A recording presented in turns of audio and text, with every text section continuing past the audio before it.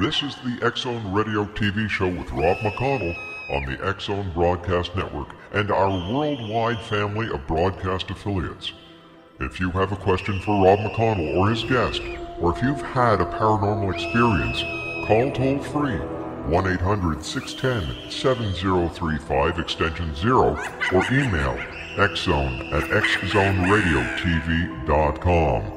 On all social media sites, our one address is X-Zone Radio TV.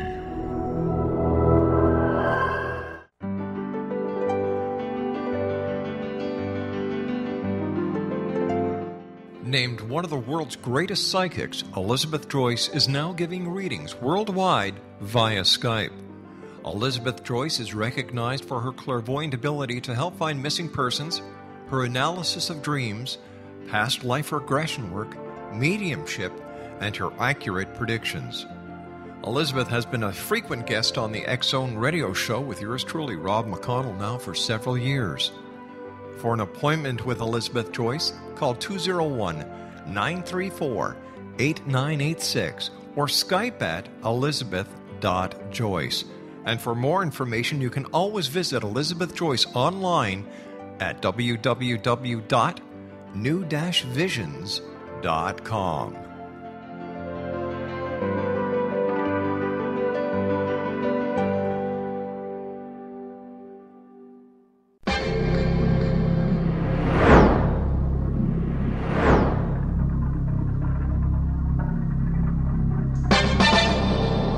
Hi, this is Rob McConnell, and I invite you to join me on Turquoise Radio for the X-Zone Radio Show, a place where people dare to believe and dare to be heard. After 21 years of paranormal TV and radio, thousands of celebrity interviews, and millions of worldwide supporters, I am very excited to bring my show to Turquoise Radio, where together we'll investigate the world of the paranormal to the science of parapsychology and all topics in between. Check out the website at turquoiseradio.com for showtimes. The X-Zone Radio Show with yours truly, Rob McConnell, on Turquoise Radio. And I'll see you in the X-Zone.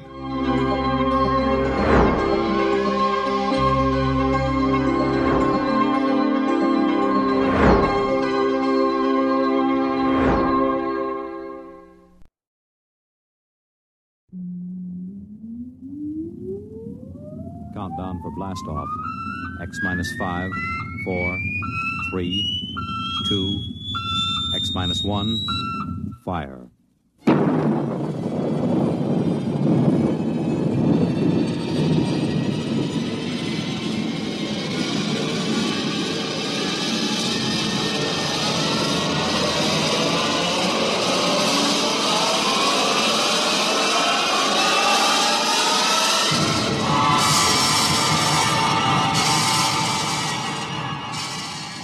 From the far horizons of the unknown come transcribed tales of new dimensions in time and space. These are stories of the future, adventures in which you'll live in a million could-be years on 1,000 maybe worlds. The National Broadcasting Company, in cooperation with Street and Smith, publishers of astounding science fiction, presents X minus 1.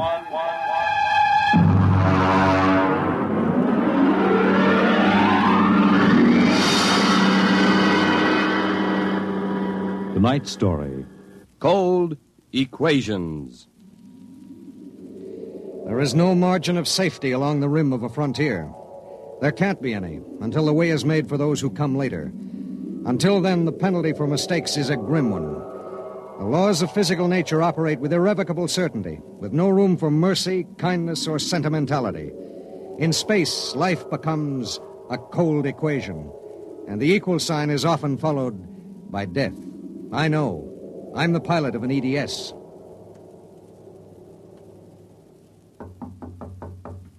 Come in. You sent for me, Commander? Yes. Sit down, Barton. We just got an ED from the Territorial Space Station on Woden. Woden. That's in the Crab Nebula, isn't it? That's right. There are 2 exploration parties there on Manning's continent. 8 men each. Mm-hmm. They've got calla fever in one of them and no serum. Oh, and I thought this was going to be a nice, quiet passenger run. Computers are working out your payload and your course right now. In exactly 10 minutes, we'll drop into normal space and launch your ship. I'll get her ready. One thing. What's that? Woden is at the maximum pay limit for an EDS. Figuring the weight of the serum, we'll be able to give you just enough fuel to land on Manning's continent if you make it the first pass. Otherwise, you'll burn out in midair. Mm-hmm. Standard procedure. Report to launching control. Right. Good luck, Barton. Thanks. Oh, by the way, Yes? when can I expect to be picked up? We'll make a stop on the run back to Earth sometime next year. You'll be notified by radio. Okay. Sorry, we can't make it sooner. That's what happens when you sign on for EDS work. I'll see you next year, Commander.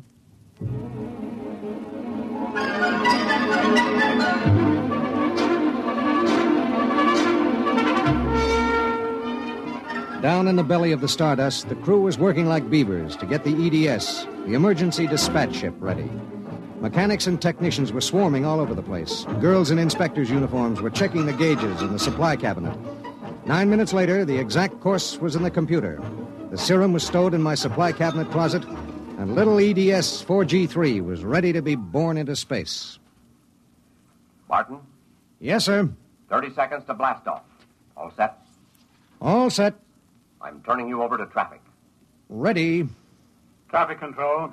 Come in, EDS 4G3. Ready. 20 seconds. Lock open.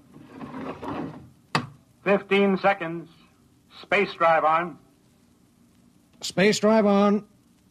10 seconds. Gravity neutralizer on. Neutralizer on. 5 seconds. 4, 3, 2, 1. Blast off.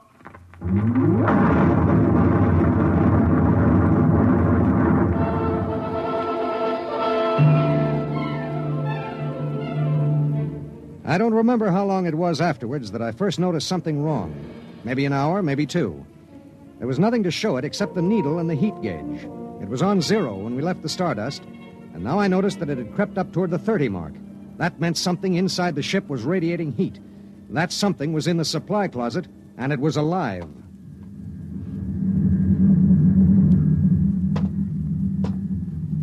All right, come out. Whoever or whatever you are, if you don't come out in 5 seconds, I'm going to blast you. 1, 2. Well, I'll be... Hello. I'm Marilyn Lee Cross. What are you doing in there? I'm a stowaway. Oh, my... What's the matter? Do I have to pay a fine or something? What are you doing here? I wanted to see my husband. Who's your husband? He's with the government survey crew on Woden. I haven't seen him since he left Earth 4 years ago. Okay.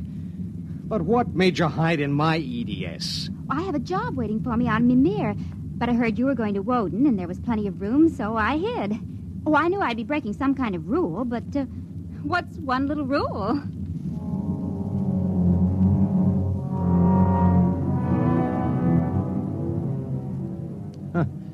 What's one little rule? H amount of fuel will power an EDS with a mass of M safely to its destination. H amount of fuel will not power an EDS with a mass of M plus X safely to its destination. Well, how could she be expected to know? She was 5'2" with brown curly hair and the faint, sweet smell of perfume. She was 5'2" and she smelled like apple blossoms. And her name was X in an equation that would have to be balanced.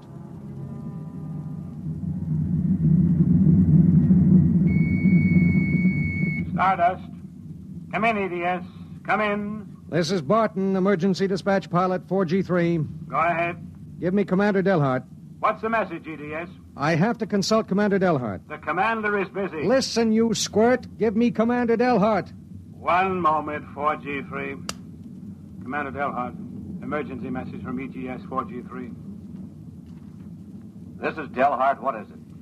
At 0800 hours, I discovered a stowaway aboard my ship. A stowaway? Yes, sir. Well, have you notified ship's records? Not yet, sir. You know the regulations as well as I do. Of course I know the regulations. That's why I'm calling. Martin, what's going on? Sir, this is a girl. A young woman. Oh. She wanted to see her husband on Woden. She didn't know what she was doing. I see. I wondered, sir, maybe the cruiser could change course or something? I'm afraid not. We're hundreds of light years apart now. We have a limited fuel supply ourselves, with 900 passengers. Is there any chance? No. Okay, Skipper. Better get the information to ship's records. Okay. Button. Skipper? I'm sorry. Yeah, sure.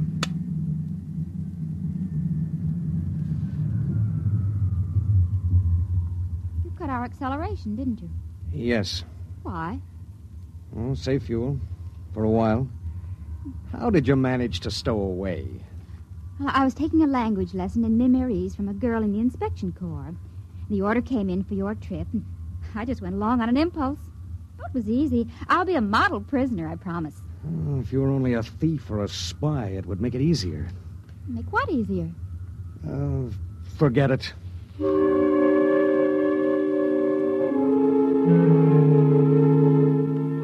Why couldn't she have been somebody with some ulterior motive, a fugitive, hoping to lose himself in a raw new world, a crackpot with a mission? Why did she have to be a woman? A beautiful, kind, trusting woman?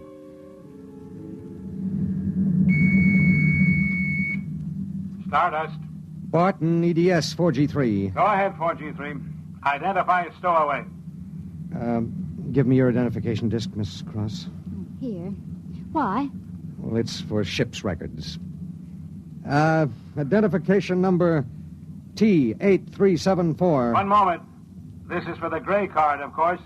Yes. I'll need the time of... I'll tell you later. That's highly irregular. Then we'll do it in a highly irregular manner. The subject is a young woman. She's listening to everything that's said. Are you capable of understanding that? Oh. Go ahead, 4G3. Number T8374-Y54.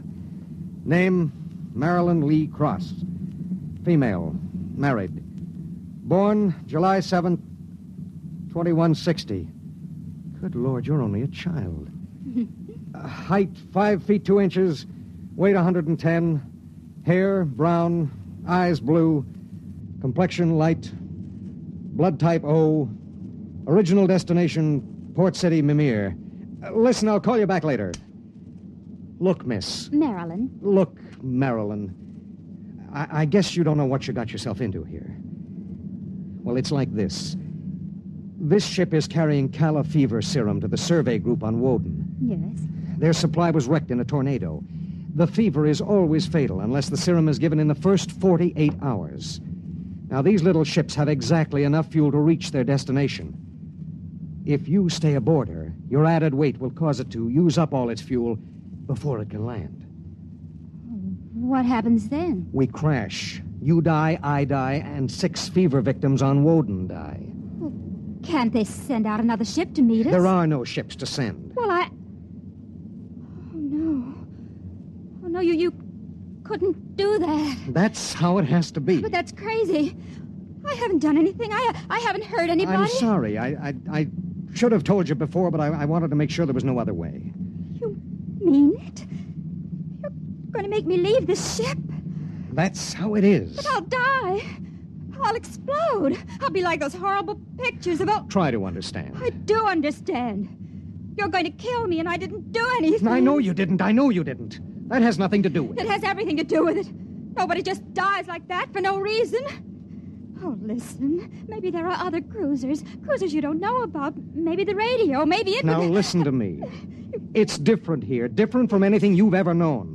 On Woden, there are 16 men on an entire world. They're fighting an alien environment. The environment fights back. You can only make a mistake once. And I made a mistake. Yes. There's no hope. Absolutely none. You'll have to be put out of the ship.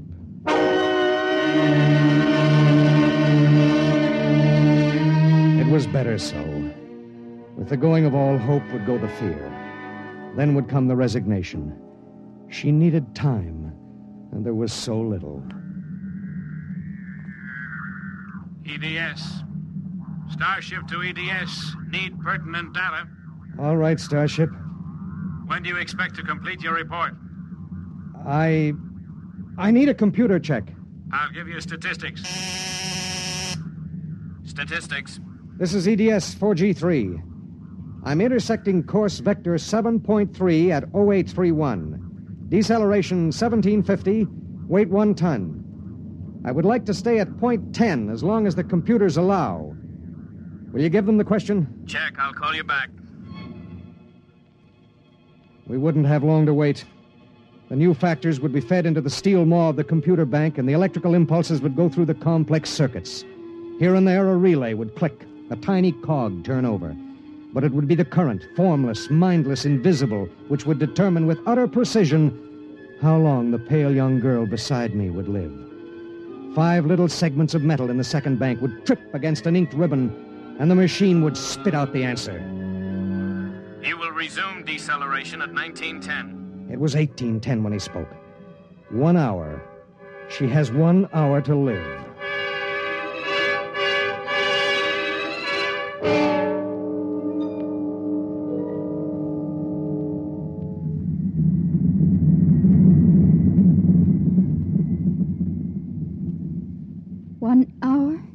That's it.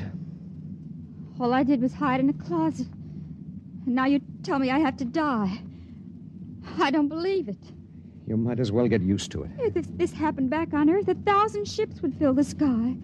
The whole world would know about it. They'd do everything to save me. This isn't Earth. It was such a big dream. Jerry and I separated almost 5 years ago. We were too young. And I was going to see him to try to make everything all right again. Are you married? I was. Oh? She ran off with some guy in the weather service. Do you still think about it? I don't let myself. Where is she? Back on Earth. Look, if you don't mind, I'd just as soon talk about something else. Okay. What do you do when you've got an hour to live? What do you talk about? What's Jerry like? Jerry? Oh, he's a funny guy.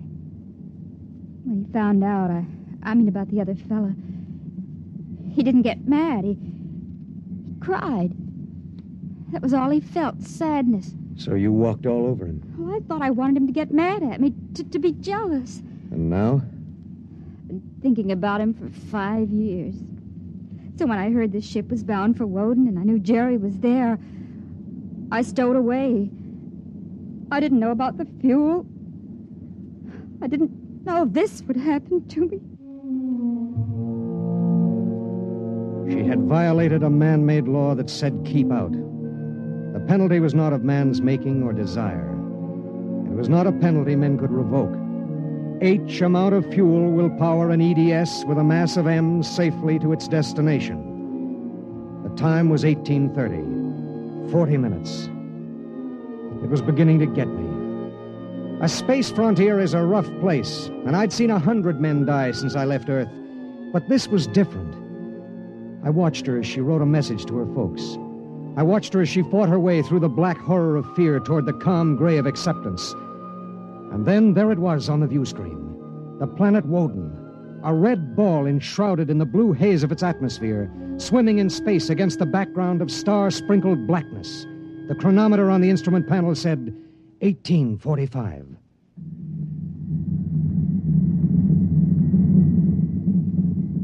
Listen, we're in radio range of Woden now. I mean, would you want me to try to contact your husband? Jerry? It'd mean he would know you're going to die. There'd be nothing anyone can do. Yes. I would like to talk to him. Do you think we can? Well, the planet is turning. If his group is on the side facing us, we might be able to reach him. Oh, try. All right. Hello. Hello, Woden. EDS to Government Survey Group.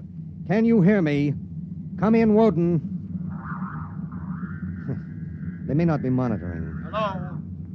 Hello. Hello. Identify yourself, please. This is Government Survey Group 1 on Planet Woden. This is John Barton, EDS pilot. You have the serum? Yes. How bad is it? 1 man died last night. 6 have the fever. How long will it take to... I start deceleration at 1910 hours. I should be able to land at 1930. Thank God. Look, do you have a Gerald Cross in charge of the group? Commander Cross? Yes, we do. Could I speak to him? He isn't here. He's out with the survey team. When do you expect him? Can't say. How do you read me? How much time do we have left for communication? Less than 15 minutes. All right. If Commander Cross comes back before we lose radio contact, will you have him buzz me? It's important. Okay, EDS. I'll keep the set open. Check.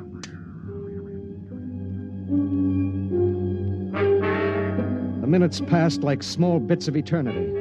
On the view screen, I could see Manning's continent sprawled like a gigantic hourglass in the eastern sea. There was a thin line of shadow where it was beginning to disappear as the planet turned on its axis. I looked at the pale woman next to me, and I thought of another woman long ago who'd sat next to me and cried because I wouldn't try to understand. What had she written in those letters back home?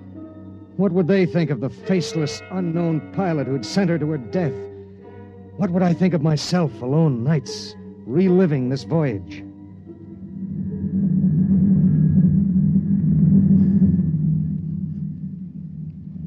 Cold, isn't it? I'll turn up the thermostat.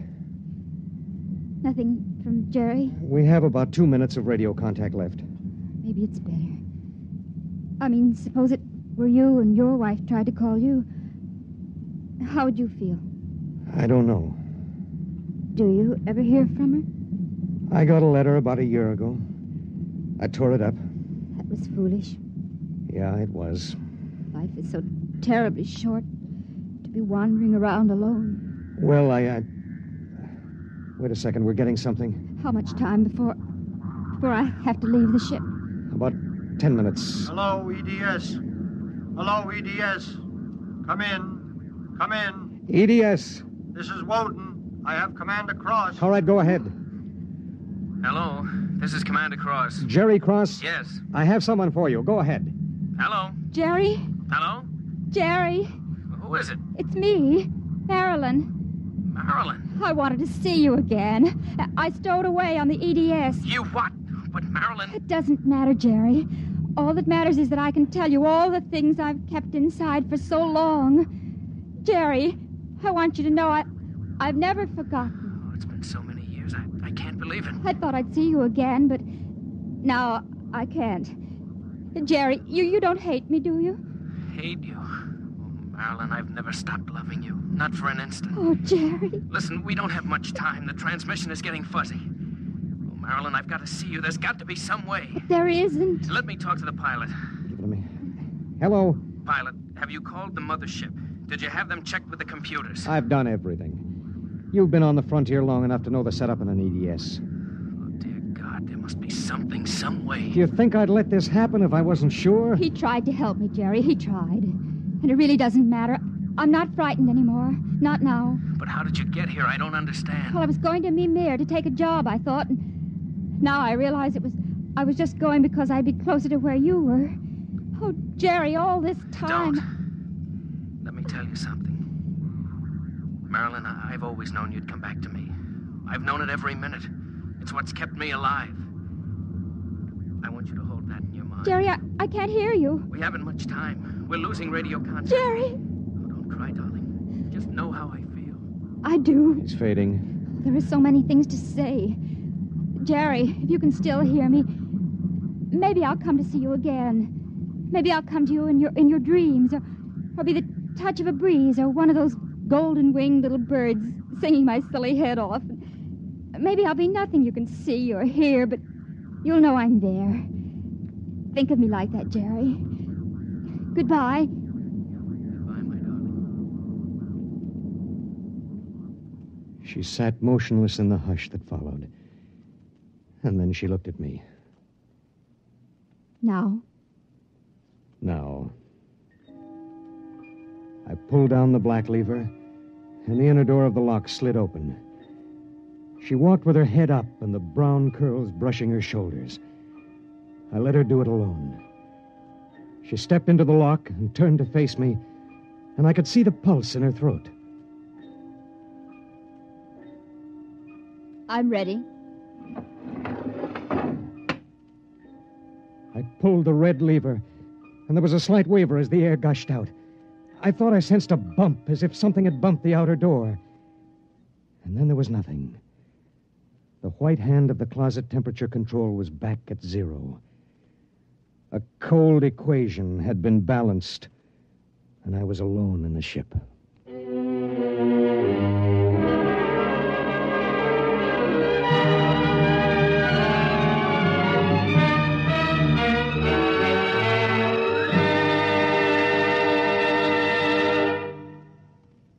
You have just heard X-1, presented by the National Broadcasting Company in cooperation with Street and Smith, publishers of astounding science fiction. Tonight, by transcription, X-1 has brought you Cold Equations, written by Tom Godwin and adapted for radio by George Lefferts. Featured in the cast were Court Benson as Barton, Jay Meredith as Marilyn, Milo Bolton as Commander Delhart, Bob Hastings as Jerry Cross, Jack Arthur as Traffic Control Officer, and Walter Kinsella as the Woden Monitor. Your announcer, Bill Rippey. X-1 was directed by Ken McGregor and is an NBC Radio Network production.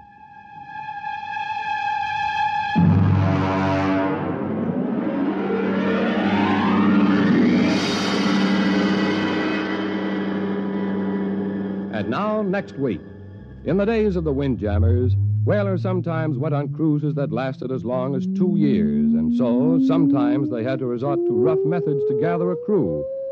But what of the future, when a cruise to a distant star may last for 15 years or more? We hear of such a voyage next week on X minus 1.